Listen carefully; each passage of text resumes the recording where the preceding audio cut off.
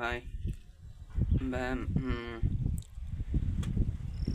நம்ம முக்கால்வாசி பேர் நிறைய எஃபர்ட் போடுறதுக்கு எப்படி தயங்க மாட்டோன்னு வைங்களேன். எஃபர்ட் போட்டால் கிடைக்குன்னு சொல்லிட்டாங்கன்னா அதுக்காக நிறைய எஃபர்ட் போடுறோன்னு வச்சுக்கோங்களேன். ஆனால் வந்துட்டு அதை கரெக்டான இடத்துல போடுற மாதிரி தான் கொஞ்சம் கஷ்டமான விஷயமா இருக்கும். இப்போ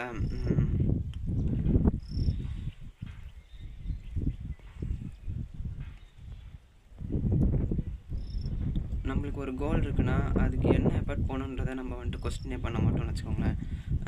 எக்ஸாம்பிளுக்கு இப்போ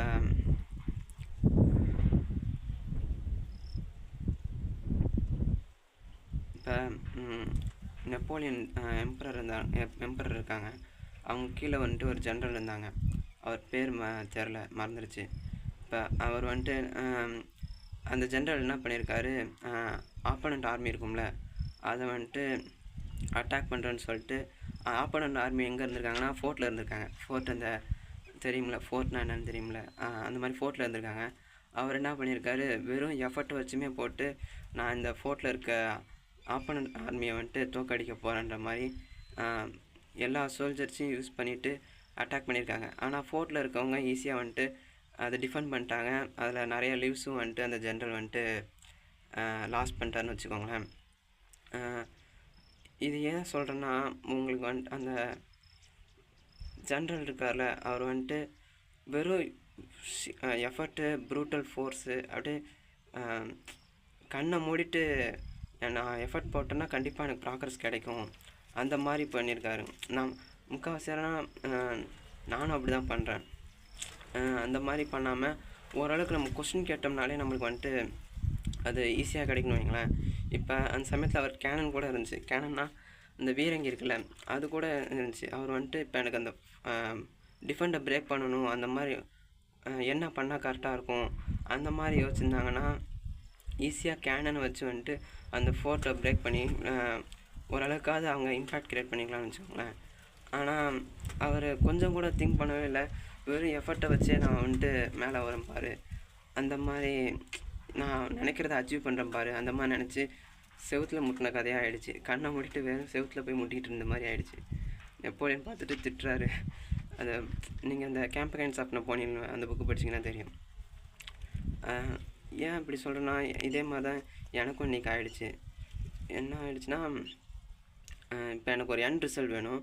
அதுக்காக வெறும் எஃபர்ட்டை மட்டுமே போட்டால் என் எஃபர்ட் எந்த ரிசல்ட்டுக்கு வந்துட்டு லீட் ஆகுதுன்னே தெரியாமல் கண்ட மேனிக்கு எஃபர்ட் போட்டுட்ருக்கோம். ஆனால் இப்போ எனக்கு இது தான் வேணும், அதை அட்டைன் பண்ணுறதுக்கு என்ன எஃபர்ட் போகணுன்றதை ஓரளவுக்கு கொஸ்டின் கேட்க மாட்டோம்னு வச்சுக்கோங்களேன். இப்போ எக்ஸாம்பிளுக்கு இப்போ என் லவ்வர் என் கூட வந்துட்டு எப்படி சொல்கிறது, என் லவ்வர் வந்துட்டு என் கூட கமிட்டட் ரிலேஷன்ஷிப்பில் இருக்குன்னு நினச்சிங்களேன்.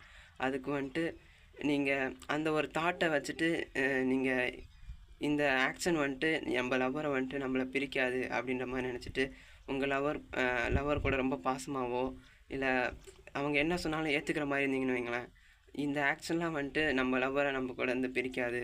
ஆனால் அதெல்லாம் கண்டிப்பாக பிரிக்குங்க. ஏன் அப்படின்னா, உங்கள் ஆக்ஷன் வந்துட்டு என்ன சொல்ல வைக்குதுன்னா, அவங்கள்ட்ட என்ன வந்துட்டு சொல்லுதுன்னா, என்ன பண்ணாலும் ஏற்றுக்கிறேன், கூட மட்டும் இரு அப்படின்னா எந்த ஒரு கேர்ளுக்கும் வந்துட்டு பிடிக்காதுங்க. ஏன் அப்படின்னா,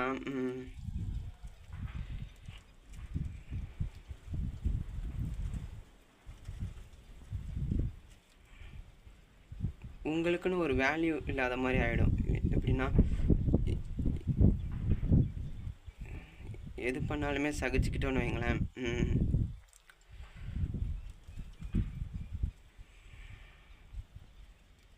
உங்களை நீங்கள் மதிக்கலைன்ற மாதிரி அர்த்தங்க. உங்களை மதிக்கலைன்னா உங்கள் கேர்ள் ஃப்ரெண்டுக்கு உங்களை பிடிக்காது. இப்போ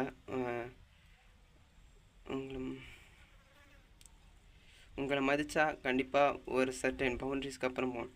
அதாவது ஒரு சில விஷயத்தில் நீங்கள் வந்துட்டு கண்டிப்பாக இருப்பீங்கன்னு வைங்களேன்.